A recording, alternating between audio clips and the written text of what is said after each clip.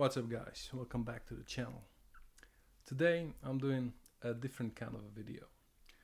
So it will be quite short, I guess, compared to all my other videos. So I hope you can appreciate that. This is about 10 things I consider to be essential tips and tricks, knowledge, functions, techniques, however you want to call them, that I think every digital artist should know. So I might have said that before. While teaching class, which I do for bachelor students mostly, those are mostly 22-year-old kids, which they know Photoshop, they know InDesign, they know Rhino, they know all kinds of programs, right? However, every time you're showing them something or you give one-on-one corrections, you'll find out that there's essential things that they don't know, and somehow they just escape them, right? And I think it's the same for everybody. I myself, they were years into the digital drawing game. I still didn't know all the basics, right? And that was back then. There was no YouTube, of course, so that was a different story. But yeah, point being, nobody knows all the tricks, right? So let's get into it. Number 0. The first one is kind of I'm giving you for free. Doesn't count for number. So first one is just about the UI. What do I mean by that? Well, take a quick look over here, and you might have realized this in one of my other videos, that I have everything I need on hand. Meaning I don't ever have to go into here and pop up a window or go into the brush section to select my brush, because I have everything I need over here. Got the info, got the navigator window, got an enlarged color picker that just allows me to just go in there, pick a color immediately, and then just as fast put it on the canvas, change it, put it on the canvas. Also have your layer structure visible at all times so that you have minimal navigation going on. Because every time you need to drop the stylus, you're losing time and you're losing intuitive action. Number 1, real number 1. Have shortcuts for the most important stuff. And that being your brush, your eraser, and your eyedropper tool. So just by having these 3, brush, eraser, and eyedropper tool, allows you to be super fast. I have it on my tablet. So here we got a brush, then got an eraser, which can be anything, and then you have the eyedropper tool. You continue painting, you erase, take color, continue painting, erase, take color, continue painting, take color, continue painting, take color, continue painting, take another color, continue painting, switch color, continue painting, take some color, continue painting, erase again, continue painting, take another color, continue painting. So I never had to go over here, and you should frankly never have to go for these simple tools over here and manually select the eraser and manually select the brush, or the eyedropper tool for that matter. So imagine how fast this would be compared to what I just did. So you would have to go in there every time, select the eraser, then erase some, select the eyedropper again, select the color, select the brush again. See how slow that is. So 3 shortcuts to start: brush, eraser, eyedropper tool. Number 2 stems right from number 1, and that is use the eraser. And you can use the eraser with any brush tip that you want. Now, what do I mean by that? If you don't know that, you might be confused by that. So let me demonstrate. Let's put a strong color here.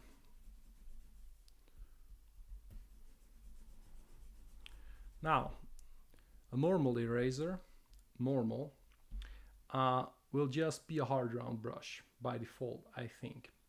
So in my case, see how if I select the eraser, it switches the brush to something else. That's because it remembers what you choose for your eraser to be. So in case I want to erase this, I will just get the hard round now, but I could use something fancy. Watch this. Erasing with a shape brush that is complicated will give you something like this. Or if you put some structure on it,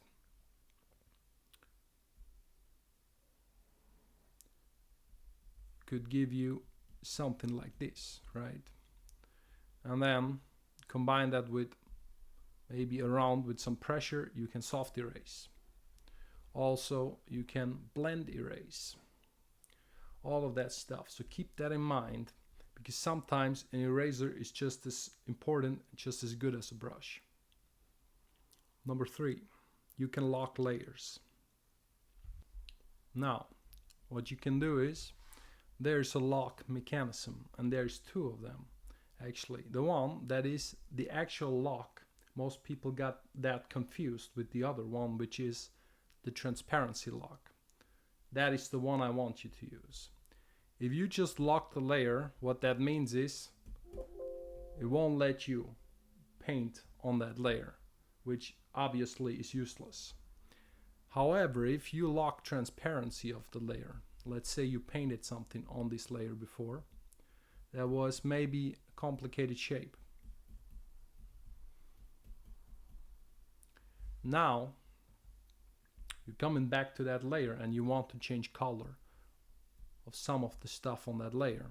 Let's say you want to paint some of the layer blue. What you can see here is that I'm painting over the layer, of course, because I'm not careful enough. A lot of people tend to zoom in, especially that is more of a beginner's tip, I would say. So what you do, you lock the transparency and it will not let you draw outside the layer. Doesn't matter if you paint transparently or not. It also does not matter if the layer has transparencies. If that layer has transparencies going on, like you can clearly see, you lock it and it will still let you only draw where there's already pixels and respect the transparency of the layer and not let you put any more than there already is. Alright, so what does that mean in a painting? Here I did it just to show you guys, and it's pretty abstract. Let's go over to an actual painting. I have an object here, and that object maybe has some other stuff going on. So let's just, for the sake of it, let's just combine that object. Let's say I want to paint on the object. I lock the object and then immediately I can continue putting color, putting tones without the fear of ever drawing outside the area. So yeah, keep this in mind. Will save you a lot of time. Number 4 are clipping masks. So in case you want to do the exact same thing that I just did with a locked layer, but just not on that same layer, what you need is a clipping mask. So create a new layer, and then right clicking that layer you can select create a clipping mask. What will then happen is that this layer will indicate with this arrow that it refers down to the base layer, which is that layer. What happens now is, no matter if you have locked the base layer or not, let's unlock this from transparency. If you now go to the clipping mask still will only let you draw where there's already something going on the base layer. Looks like this, like this. What is the advantage? Very easy. I can now have this step separate from the other layer. I can even select it with the cursor and move it around inside of the clipping mask. It will not let me go out of boundary of the base layer though, so just remember that. And you can do a lot of cool stuff like that. You can use any brush you want. You can blend over the entire layer and still have it as a separate layer and exercise full control.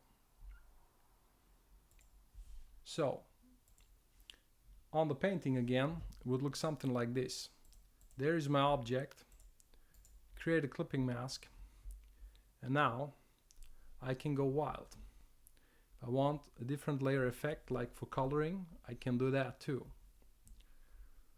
So just like that, of course I can also erase from the clipping mask. And I can switch it on and off to see the impact of my change. Also, you can stack these clipping masks. You can just add and keep adding clipping mask layers that all refer down to the same base layer. So you can have different layer blending modes on each of these layers, and that will still function perfectly well. And when you're done, all you have to do is combine all those layers and have your new version of your object. Number 5, you can select all the layer content with one single simple key combination.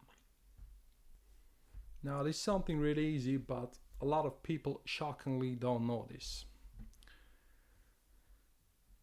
If you want something of a selection that is more complicated, let's say of that shape that occupies this layer, all you have to do is you hold Control, or on Mac you hold Apple, and then you click this layer. Now what this does for you is it gives you the selection with the baked-in transparency of that layer. So where this layer was transparent, the selection will still force you in the same transparency. So you're now on a new layer, and you can basically repeat or draw the same into the same shape that was on the selected layer. You can do this however often you want.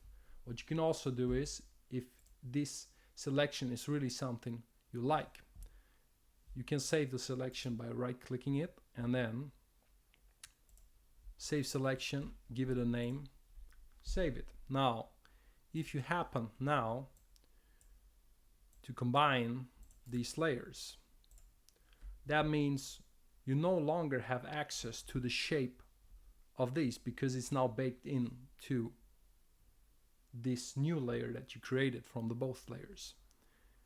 Now the saved selection comes into play. You just load the selection with the name. If you have saved more than one, they will all show up there. You say OK, you have your selection, and then you can basically re-establish your layer.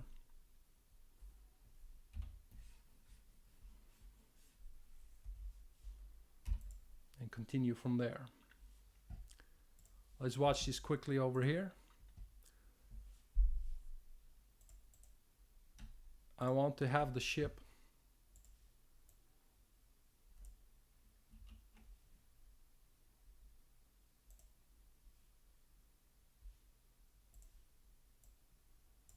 just have the selection of that same ship. Now I can use it with the same transparencies however often I want to. What you can also do is you can right click any selection and then transform the selection.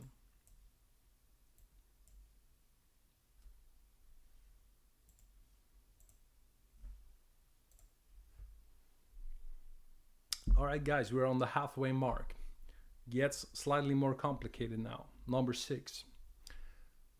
You can use the hue slider with the Lasso tool to change color in very efficient ways. Alright guys, for those of you just starting out, for sure this is a mouthful, so what do I mean by that? First, bring up the Lasso tool. You can either select it over here, or you have selected something else, hit L on your keyboard and it will come up. Now, a lot of people don't want to combine layers because they're afraid that they lose the option to change things. And if that option is a color option, I have good news. So let's say I want to change the blue on here. I make a selection, and then I'm going into hue and saturation. Now what happens here is I can go through the spectrum, which looks something like this. Now obviously this is a cool effect, but if I just want to change the blue or a single color within many colors, that does not help me. Now this trick only works if you can isolate the color. So blue is not red, it's not even on the same channel, it's also not magenta, and it's also, so they're on opposite spectrums. So I'm imagining that there is cyan that represents the blue. You can check this if you're right by just cranking up and down saturation, and if it reacts, that means you have the right color channel. So now I can go through the cyan spectrum and select a new color without influencing the other color on my layer.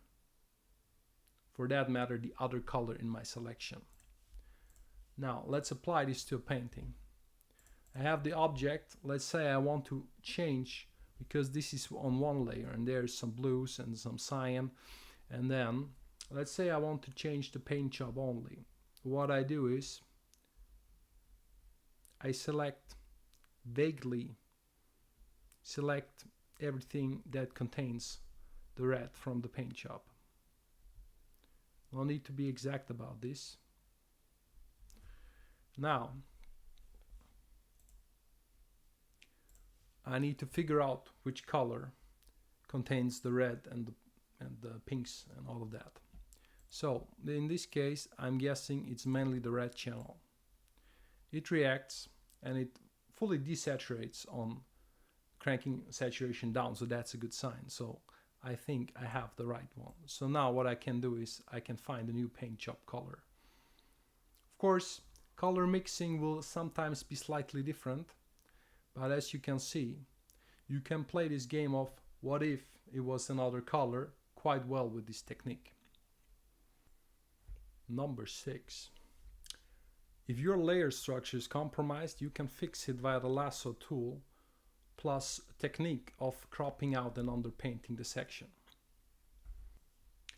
Now this is a little bit complicated, more complicated again, getting more on the intermediate level with that for sure. So let's say you have your object but you're sloppy with your layers, and for some reason what you did is you combined all of that stuff.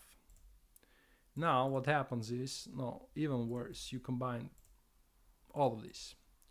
So now what happens is that your object of desire is baked into a layer with the background and everything, and you just realize that, and basically you panic and you go out into your structure, into your folders, and you look for an earlier version maybe of that PSD file in the hopes that you still have this object separate. If that is you, then watch this.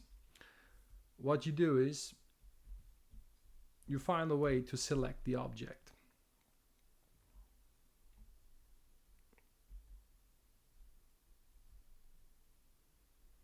This might take you a little bit, but it is worth it.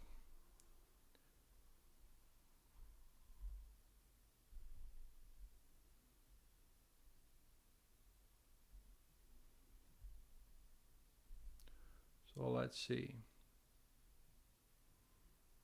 When in doubt, you select more than you need. What I mean by that is that you select outside the area a little bit more.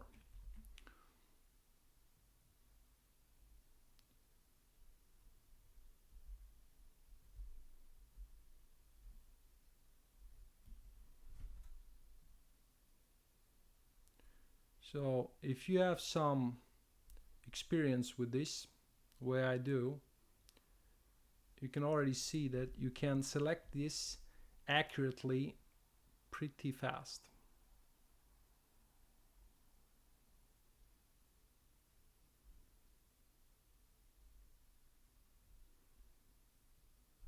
Don't miss anything. Actually, if you miss little stuff, it doesn't matter because you can just paint that on later.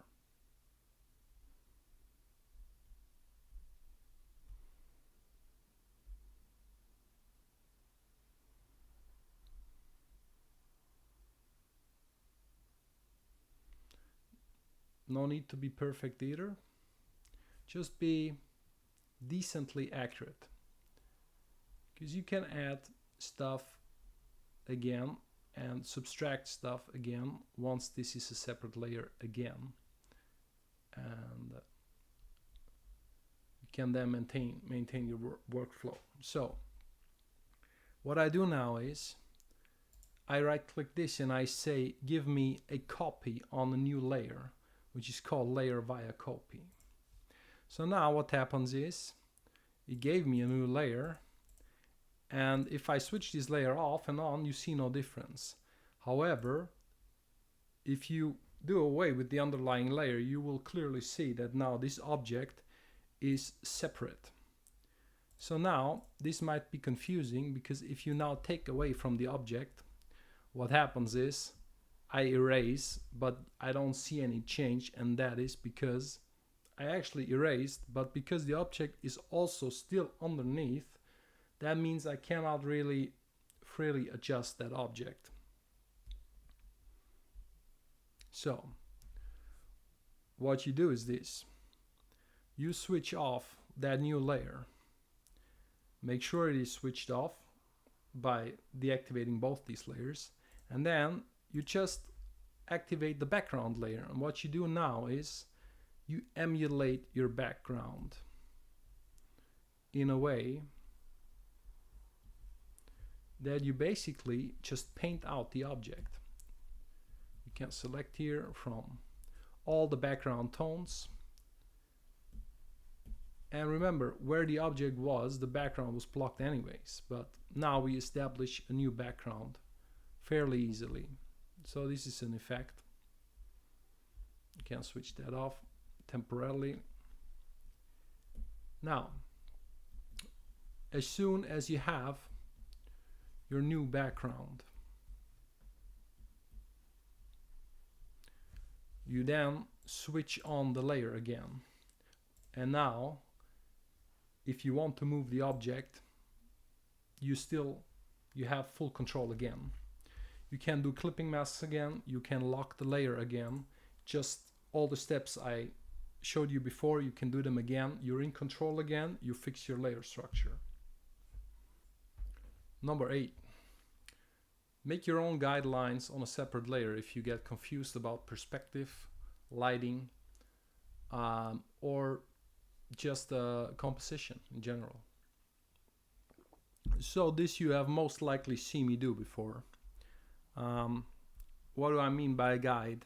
I mean you make a new layer and you have kind of a standout color on there, and then what you can do is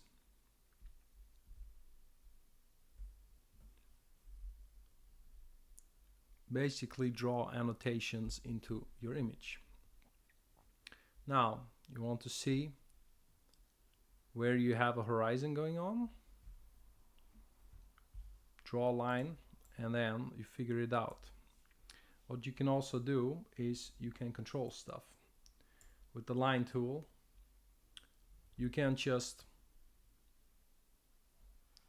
reconstruct things about perspective and see if they are accurate or not. So in case you want to find your horizon, You can draw some lines and then you will figure it out, right? So these lines, they will go to a vanishing point over here, for example. If you want to create an ellipse of some sort, if you want to box any objects, make this a little more pronounced, you can do it. You can just see something orthogonal, create a box like that, and then, for example,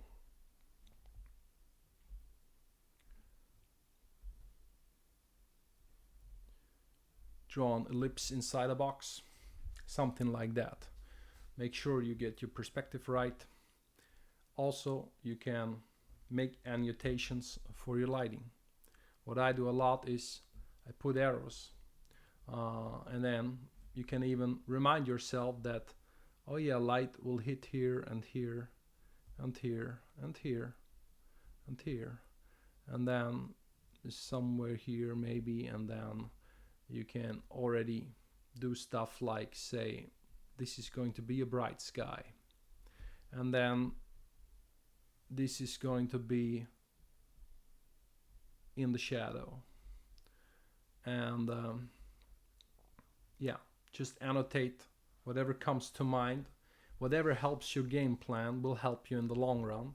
And then what you do is you switch this off, and if you want to remember what you thought about earlier, or if you want to check perspective again, or the lighting direction, you just take a quick look, and then you're good to go. And if you want to change something, or you want to add something to that, just add it to a layer like that, and then that means you have your notebook inside your PSD file. Number 9. And this is very simple, but if you don't know this, this might blow your mind. So you can transform multiple layers just at once. And the way it works is this. Let's quickly establish multiple objects. Let's say we have one layer that has a circle or a double circle. Now we have another layer which has a square. And then we have a third layer that has something else that is maybe erratic, complicated shape. Now, let's say all of these you want them to change size. What you do is you very simply just hold Shift or Control, select all of these layers, go to Transform, and just transfer them all at once. Also, you can do any transformation all at once. You can distort them all at once, or you can rotate them all at once. Now, what does that mean for your painting? It means, let's establish a layer here. Now, simplify this a little bit. Now I got a ship, and then I might have, or no, you know what, something better actually than that. Let's say you have two objects that are similar and they refer to each other in size, and you don't have them on the same layer. You don't need to do them, put them on the same layer in order to be able to do that. So I'm cutting these and then cutting them again. So now there's one layer with this object and one layer with the other object. And then I could even include something like a third object, like the ship, into that. And even though there's layers between those layers, it doesn't matter. Watch this.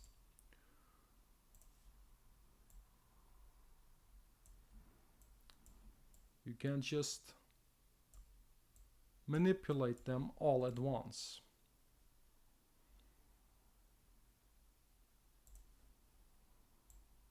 Distort them all at once. You hit apply. Your order structure remains with the change that you did all together for each corresponding layer. There's layers in between that, doesn't matter. You lost nothing. Order structure remains exactly the same. You can transform however many layers you want all at once. So finally, guys, number 10. And this one is so simple that almost nobody even thinks about it. You can compare your progress if you just combine all your layers once in a while and keep that as a backup layer. So let's say this is where I'm at with my artwork, and this is like a turning point. I was thinking for some time, or not sure where to go with the artwork, and then those are usually the times when you either start a new file or you save a file under a new name because you're insecure, or whatever the case may be. Now that is all good and fine, and you can do that, but after you did that, the question is still, does whatever I do now make it better or not? So here's my most simple method of tracking this. You go over here, everything there is, you just duplicate it, and after it's duplicated, immediately you right click any layer and you say merge those layers. Now what you end up with is an exact copy of your entire artwork, of your entire layers, into one layer, and this layer is now on top. And now what you do is you switch that layer off, and this is your point of comparison. Now what you do is you keep painting. So I'll represent this with some layers. You keep painting some of this, and then some lights, and then you smudge some, and then maybe you even sign your artwork, and then maybe you do some extreme post-processing. Let's say you do some overlay work here.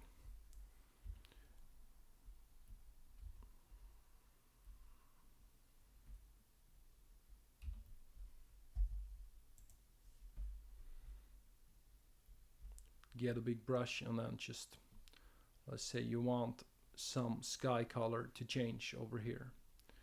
It's pretty intense, and then we get some yellows down here, and then we have some blues from the shadow, and then we cover this whole thing up, and then we cast a very dark shadow maybe over here, and we change the appearance of the thing quite a bit. Could even maybe blend with some color. All right, all of that. Now at one point, what you want to know is, how did it look before again? I can't quite remember. Now you have your layer, you just switch it on, have your mind blown about your progress, or your mind blown about how you fucked everything up. I'll leave that to you, okay? Simple trick to track your progress. It works very well for me. Can only recommend, because what happens is, you forget what it looked like, and that's true for everybody. So you made a change, you want to be able to judge that. Is it a good change? Yes or no? This layer will help you being able to tell. So guys, there you have it. A little compendium of 10 tips and tricks, techniques I think you should know. I think every digital artist should know. Let me know if you agree with that. Let me know if this helped you at all. Yeah, I'm aware of that. Some of this stuff is beginners, basics, right? However, as I said before, you might know 9 of them and are missing 1, and you might know 8 and missing 2. Whatever the case may be.